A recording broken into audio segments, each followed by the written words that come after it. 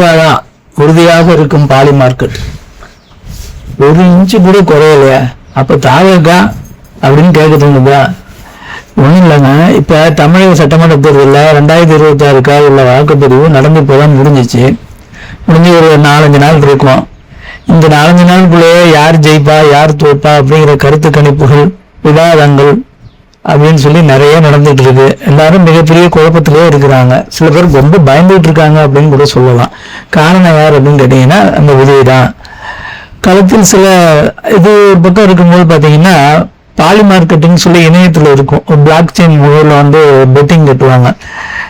அரசியல் மாற்றம், விளையாட்டு போட்டி, இதுல யார் ஜெயிப்பா யார் தோப்பா அப்படின்னு சொல்லி பெட்டிங் கட்டி அதன் மூலமாக சம்பாதிக்கிற ஒரு குரூப் இருக்கு. இந்த பெட்டிங் சந்தையில் என்ன நடக்குது அப்படிங்கிறத பற்றி தான் நம்ம பார்க்க போகிறோம். இந்த பெட்டிங் சந்தைக்கு இன்னும் ஒரு தனியான ஒரு இடம் கிடையாது. அது வந்து இன்டர்நெட்ல வச்சு இது மாதிரி பண்றாங்க. இது வந்து பாத்தீங்கன்னா இந்த பெட்டிங் சந்தையில வந்து திமுக தான் அதிகமா ஜெயிக்கும் அப்படின்னு சொல்லி இப்ப வந்து பெட்டிங் கட்டியிருக்காங்க. ஒவ்வொரு நாளும் திமுகவுக்கு தான் வந்து பெர்சன்டேஜ் ஏறிட்டு இருக்கு அப்படின்னு சொல்றாங்க. இந்த ஏப்ரல் 23, 2026 நடந்த வாக்குப்பதிவுல பாத்தீங்கன்னா இங்க லோக்கலை பொறுத்தவரை என்னன்னு பாத்தீங்கன்னா தமிழகத்தின் மூலம் முழுக்க இன்னும் ஒரு புதிய நிறம் வந்து புதுசா ஒரு ட்ரெண்ட் ஆனிச்சு. நிறம் விஜய் போட்டிருந்தாருல ஒரு வெள்ளை கலர் சட்டை, ஒரு காக்கி கலர் பேண்ட் போட்டுட்டு எல்லாரும் அவங்க அந்த இளைஞர்கள் எல்லாம் அந்த பேண்ட் சட்டையை போட்டுட்டு வந்து ஓட்டு போட்டு அதை மீம்ஸ் எடுத்து போட்டாங்க. அது பெரிய பிரபலமாச்சு. அதை பார்த்துதான் எல்லா அரசியல் கட்சியுமே பயந்துகிட்டு இருக்கிறாங்க. ஏன்னா இப்ப குடும்பமா வந்து இளைஞர்கள் அழைச்சிட்டு வந்து ஓட்டு போட்டு போயிட்டாங்களோ அப்படின்னு பயந்துட்டு இருக்காங்க. இளைஞர்கள் ஓட்டு போறதை பத்தி அவங்க பயப்பட மாட்டாங்க. குடும்பத்துல இருக்கவங்களையும் ஃபேமிலி இவங்களையும் கன்வின்ஸ் பண்ணிக்கலாம் ஓட்டு போட வச்சுட்டாங்களோ அப்படிங்கிறதான் ரொம்ப பயந்துட்டு இருக்காங்க. இதுக்கு எத்தனை % ஓட்டு வரும், அவர் எத்தனை % ஓட்டு வாங்கி யாருக்கு வந்து பங்கு அழைக்க போறாரு அப்படிங்கிறதான் ஒரு பெரிய பிரச்சனையா இருக்குது.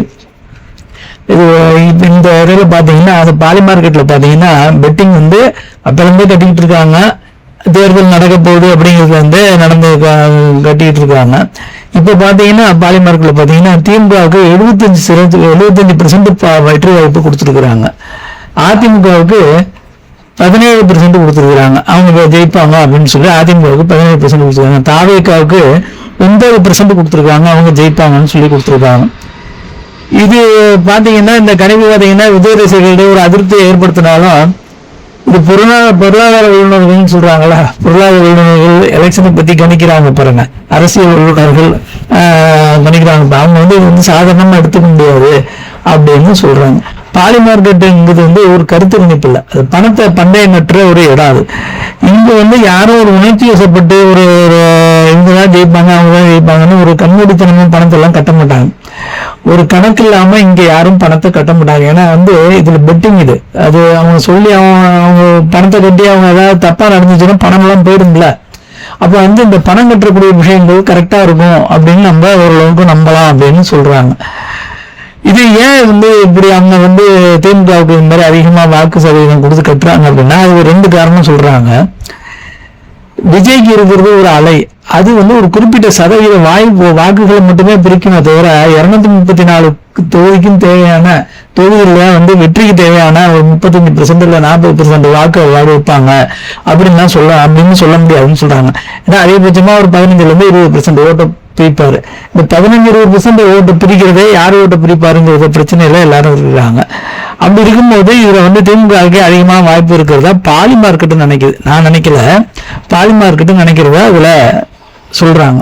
அடுத்தது பாத்தீங்கன்னா இந்த மகளிர் வாக்குகள்னு சொல்றாங்க. மகளிர்களுக்கு வந்து மாசம் 1000 ரூபாய் பணம் கொடுத்தது மூலமாகவும் மேற்கொண்டு இப்ப இந்த தேர்தலில் வாக்குறுதில நிறைய விஷயங்களை அறிவிச்சிருக்கிறதுனாலையும் அவங்க வந்து மகளிர் ஓட்டு வந்து அவங்களுக்கு போயிருக்காது, தாவேக்காவுக்கு போயிருக்காது அப்படின்னு நம்புறதா பாலி மார்க்கெட் நம்புறதா இதுல கருத்து தெரிவிக்கிறாங்க. இந்த 2 காரணங்களாலதான் திமுகவுக்கு அதிகமாக வெற்றி வாய்ப்பு இருப்பதாக அதுல அவங்க கணிக்கிறாங்க. எதா இருந்தாலும் மே 4 தெரிய போகுது. மே 4 காலையிலேயே ஒரு 11 மணிக்கே தெரிஞ்சு போயிடும் யார் ஜெயிப்பாங்க யார் தோப்பாங்க, யாருக்கு அதிகமான சீட்டு வந்திருக்கு அப்படிங்கிறது தெரிய போகுது. அது வரைக்கும் நம்மளும் வெயிட் பண்ணுவோம். பணம் பேசுதா, மக்களின் உணர்ச்சி பேசுதா அப்படிங்கிறத தமிழகமும் அவளோடு காத்திருக்குது, நம்மளும் காத்திருக்கோம். இது பண்ற கருத்துக்களுக்கு எங்க சேனலை சப்ஸ்கிரைப் பண்ணுங்க, சப்போர்ட் பண்ணுங்க, கருத்துக்களை கமெண்ட்ஸ்ல சொல்லுங்க.